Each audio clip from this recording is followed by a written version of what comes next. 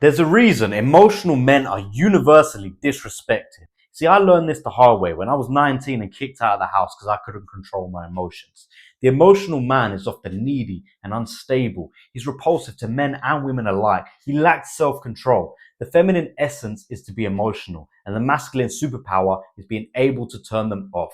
You see, society constantly tells us to be emotional, that it's okay and a good thing, but nobody ever takes you seriously when you are, especially the people that are telling you to be emotional. See, growing up, I fell for the same trap. It's all that was pushed onto me, and I quickly realized there's a massive disconnect between what people say and what they respond to, right? I even tried talking to girls about my feelings when I was younger, and guess where that got me?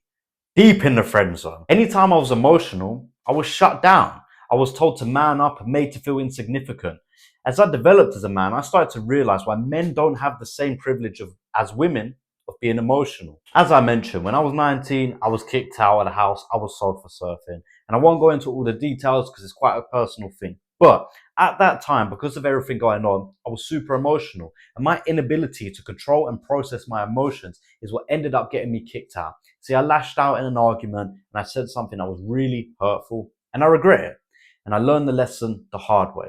You know, when a woman cries, even wrongfully so, everyone elicits sympathy. When a man cries, whether he's right or wrong, nobody cares. Life is full of double standards, bro. Welcome to the game. You see, what society has done is try to even out these double standards, and it's the worst possible thing for both men and women. See, we suffer because both of our greatest strengths have been neutered. The peak of masculinity is to be stoic publicly, to be an emotional rock and a source of strength for those around us. We're gifted with the ability to control our emotions, but due to the feminization of men, we've almost lost that, right? And women, they don't have this same capability. Not to the same degree anyway, but in the modern day, they've been forced to be more masculine and they've naturally lost their connection to their deepest feminine core, right? The reason a man shouldn't be overly emotional is because it's dangerous. When a woman's angry, she could scream, she could shout, or who really cares? When a man is truly angry, like really fucking angry, and he can't control it, violence is often what ensues, right? Is that what we should be promoting to men? Emotional instability leads to a loss of control. The type of men to essay women and even worse, right, rape them and whatnot, they can't control themselves. That's why it's essential to live in a society where men aren't being overly emotional, right? It's just the nature of how we are. And aside from violence, the other type of emotional man is useless. The type of soy boy to cry all the time and fail to perform when he's needed, right? He's too busy being upset and caught in his feelings. If you're a red-blooded male, you want to get girls, right? Let's be real. Women say they want a sensitive man. It's one of the things that all women say. But how comes they never actually choose that guy? How comes they never end up staying with that type of guy? What they really want is a type of man who can feel her emotions and navigate her emotional waves, be a rock that she can rely on. They want a man to be sensitive to their feelings, not a sensitive man. It's just lost in translation. Picture this, right? The most beautiful feminine woman you've ever seen in your life, the feminine woman of your dreams. She's going to be a bit emotional. And in a relationship, someone has to wear the trousers, and it's always the masculine one, right? Even the LGBT people, they've got this figured out, right? That's just the natural way of things. If you're too busy being a little emotional fucking bitch, then what good are you for her? Like, for real, bro. How can you serve her as a partner? Think of two magnets, right? It's the opposites that attract. If you have two of the same polarity, what happens? If you can't control your own emotions, how can you handle hers? It's a deep biological instinct inside of women, right? And that's why you should never show them your weak emotions. You know, maybe at a funeral, something tragic, maybe that's an acceptable reason to cry. But just being upset because you've had a bad day, grow a pair, man. It's not just women that hate emotional boys. It's men too. A man's value comes from his capability and his achievements, what you can actually do, what you've built, the strength you have to handle adversity. Emotional men rarely have either of these because they use their emotions as an excuse. You've had a bad day, so you can't train. You've had an argument with your girl, so you can't focus. You're feeling low, you're feeling sad. Ooh. Boo fucking who, bro? You see, the man who has everything that you want still feels that way. He still gets upset, he still gets angry, but he shows up regardless. He puts in the work regardless. I'm training for my first fight. Do you think I feel like training every single day? Do you think I'm motivated to go to sparring knowing it's hard, difficult, and I'm going to get my fucking ass beat? If I went with my feelings, I'm handing victory to my opponent. You think he'll show mercy on me just because I've had a bad day? Or I didn't train as hard because I've had things in my personal life go on? Of course not. And life is exactly the same. Life is just as ruthless. Sure, we're not physically in the jungle anymore, but that energy is transmuted and manifested into different forms. You see, life is competition, and the weaker men, they're at the bottom of the food chain. If you was a lion, would you be hanging around with chickens?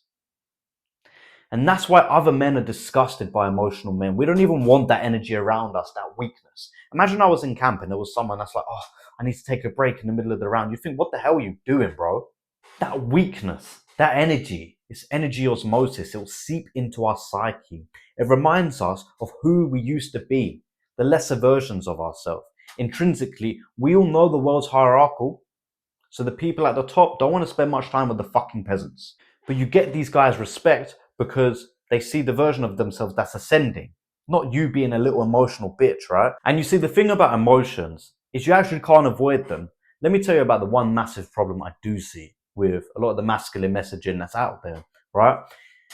They say it's something you should suppress, which is just foolish, right? Suppressing emotions only leads to an explosion. That pressure builds up and it has to go somewhere, right? The mistake that most people make, especially of the emotional guys, is they'll bottle everything for so long and then attempt to reclaim their masculinity. And eventually, guess what happens? They crash out because it's too much for them, right?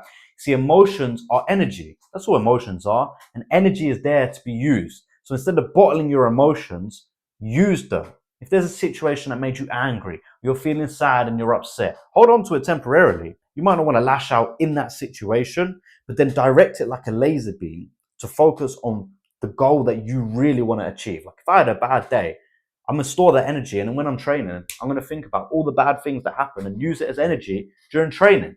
And success is just as dangerous as failure. You know, I've endured a lot of pain in my life, so I'm actually quite used to feeling negative and doing something with it and being proactive. But it's when things are going good, I really start to self-sabotage, right? And I've made the mistake of riding a high of success, feeling really, really good, and letting myself go too much, letting myself slip. See, I made a bunch of money, which is great and stuff, and I didn't really need to work for a while, but it completely killed my fucking drive, bro. And naturally, because of that, I got into a depressive state. But it was during this time period I really learned the important lesson that when things are going well, I need to maintain that momentum and use that positive energy. Use the positive energy and the negative energy instead of just being hedonistic, right? When things are going well, because hey, it's good to celebrate. I have to use all these forms of energy to keep pushing past my limits, keep pushing myself further, and really get to the goals that I really want to achieve, right? Sure, after my fight, I might get wasted, but I'm not going to revel in that too much and think, oh, that's it, I could take on Usyk right now because I've won one fight. That'd be foolish. I have to continue that positive momentum. So I might celebrate. I'm not saying not to have fun. I'm not saying not to have a good time either, you know, but don't get caught up in that wave because I've done it before and it's very easy to slip. And you think things are going well and you don't realize, right? You're riding your success from when you were disciplined, and that can only last so long. That's what it means to be stoic. It doesn't mean to ignore your emotions or be a fucking robot. It doesn't mean not to feel them.